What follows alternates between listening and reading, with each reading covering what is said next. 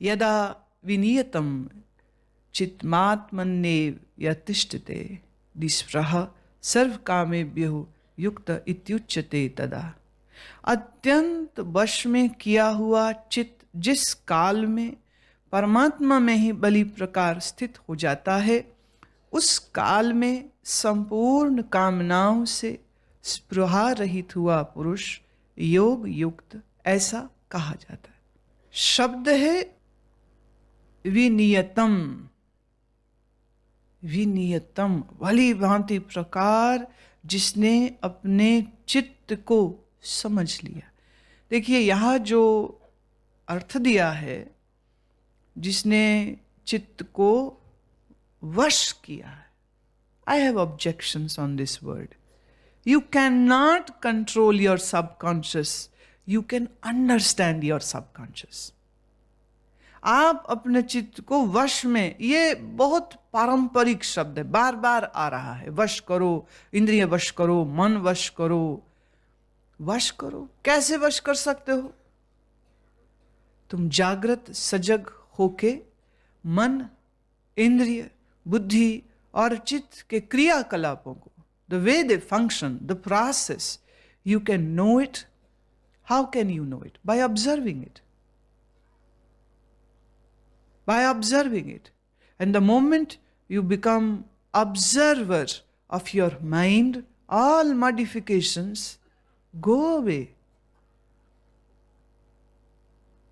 ये बहुत परंपरावादी शब्द है, मन को वश में करो, मन को काबू में करो। और जो लोग ये कहते हैं और जो लोग ये बोलते हैं, मेरी दृष्टि में वो बहुत गहरा विवेक, गहरी समझ नहीं रखते, इसलिए वो कह रहे। हम अपने मन को समझ सकते हैं, कहां से आता है, कहां जाता है, विचार कहां से उठते हैं, कहां जाते हैं।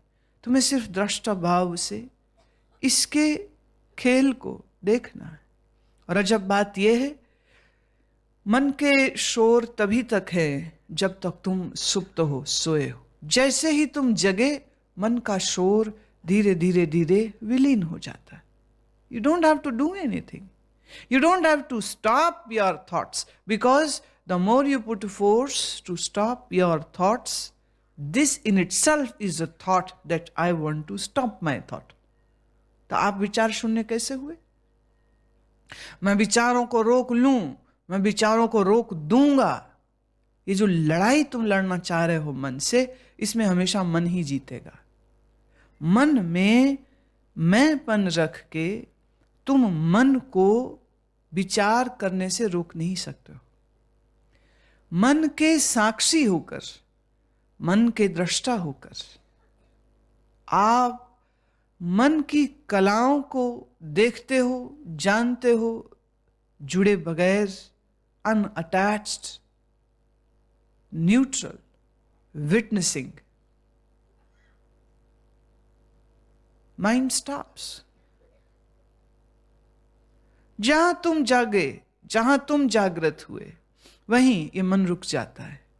अब फिर भगवान कहते हैं, ऐसा मन जो रुक गया, जो ठहर गया, ऐसी चेतना जो ठहर गई है, अवितिष्ठते, जो ठहर गई है, अब उसमें, उस मन में अब कहां कामना?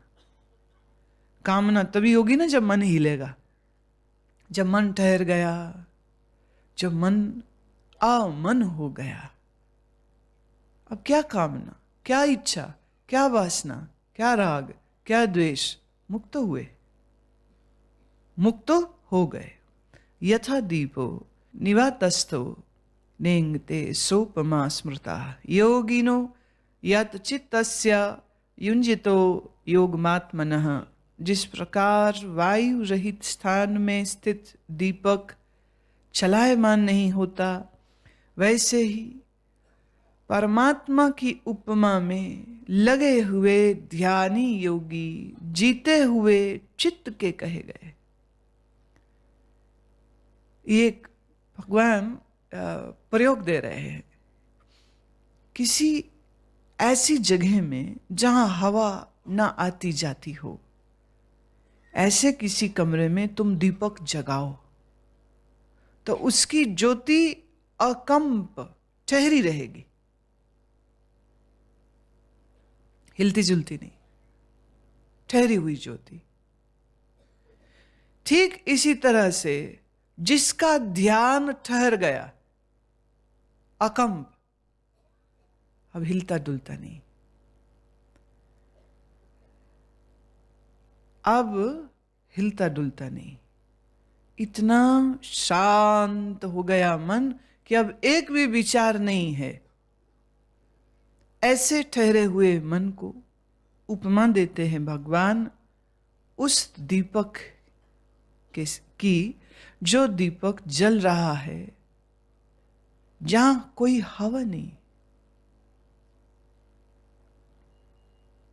ऐसे योगी का मन ठहर जाता, यत चित्तस्य स्मृता, चित्त ठहर गया।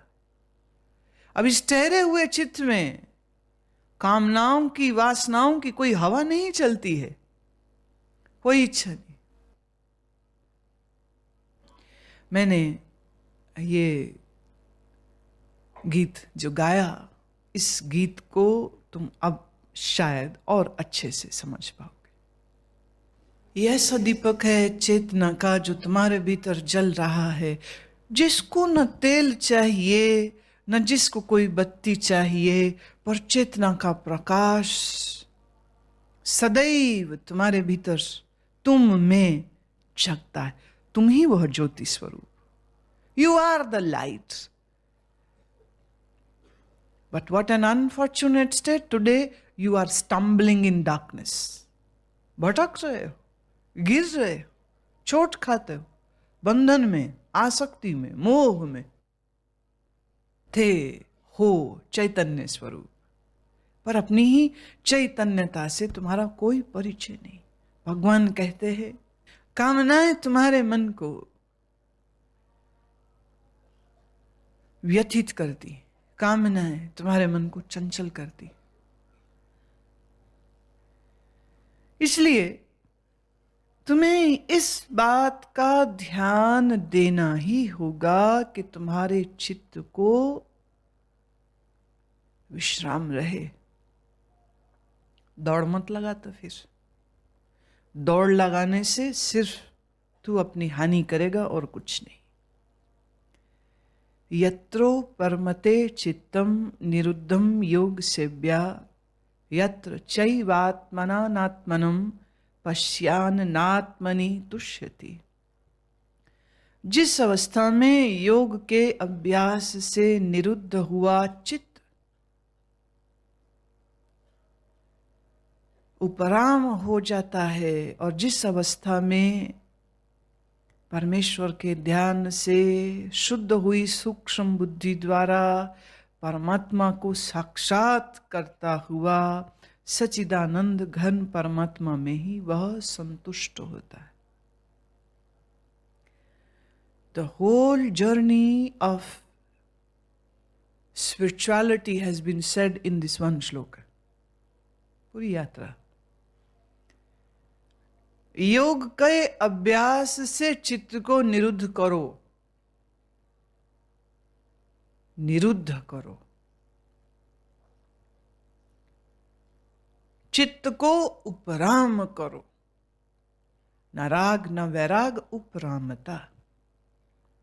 न संसार से द्वेष न संसार से राग हो, इसे कहते उपरामता। चित्त उपराम हो, चित्त निरुद्ध हो। कैसे होगा? योगाभ्यास से।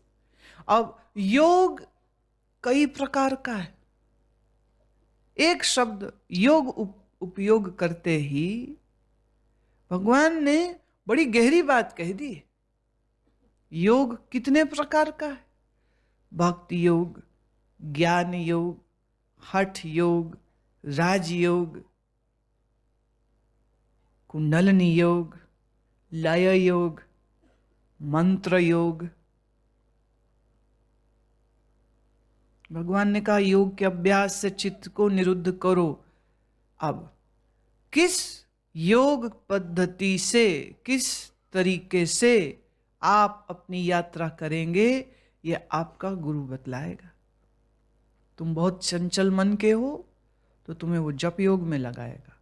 तुम अस्वस्थ और असंयमित और रोगी हो, तुम्हें वो हठ योग में लगाएगा, राजयोग में लगाएगा। और जैसे जैसे जैसे तुम्हारे अंदर इधर का भाव और गहरा करने के लिए वो तुम्हें भक्ति योग में लगाएगा। कीर्तन भक्ति योग है, समर्पण, सुमिरन, प्रेम, ये भक्ति योग।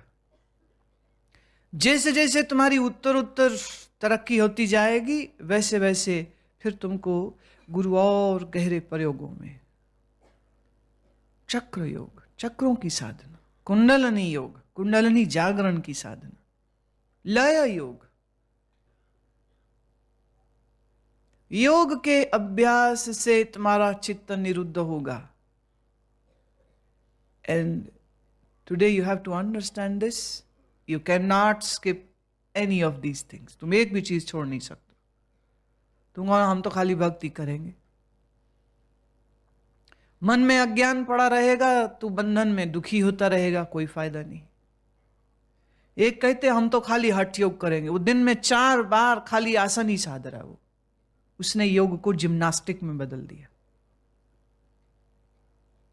उचित मात्रा में युक्ति पूर्वक हमें शरीर भी ठीक रखना है, मन भी ठीक रखना है, अपने अंदर प्राण की साधना को, प्राण विद्या को। क्या है ईड़ा, क्या है पिंगला, क्या है सुषुम्ना, क्या है कुंडलनी, क्या है चक्र। चक्र की बात आई तो मुझे याद आ रहा है, एक व्यक्ति ने पत्र हमें दिया, हमने पूछा था मन कहाँ है शरीर में, तो उसने लिखा मैंने ये जाना है कि मेरे शरीर के मूलाधार चक्र में मन रहता है। अब नीचे उस बंदे ने नाम भी नहीं लिखा, अब ये भी नहीं पता बंदा है कि बंदी है, ये भी नहीं पता, नाम नहीं लिखा। पर ये हमें एक फ्री का चुटकुला मिल गया, मेरे शरीर के मूलाधार चक्र में मन रहता। और कोई पूछे इसको तेरे शरीर का मूलाधार चक्र है कहां? सिर में, घुटने में, एड़ी में, कहां है?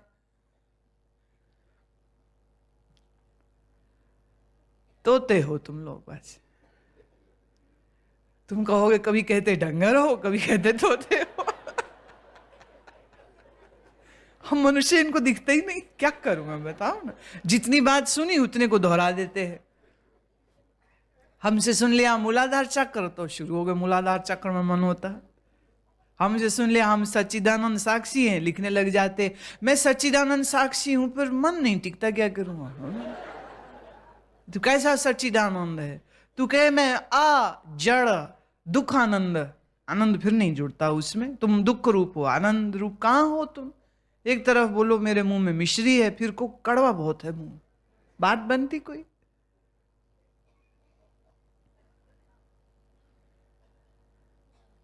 मार्ग बहुत गहरा है, सूक्ष्म है, और तुम्हारे पास वक्त नहीं है। हमारे पास वक्त ही वक्त है।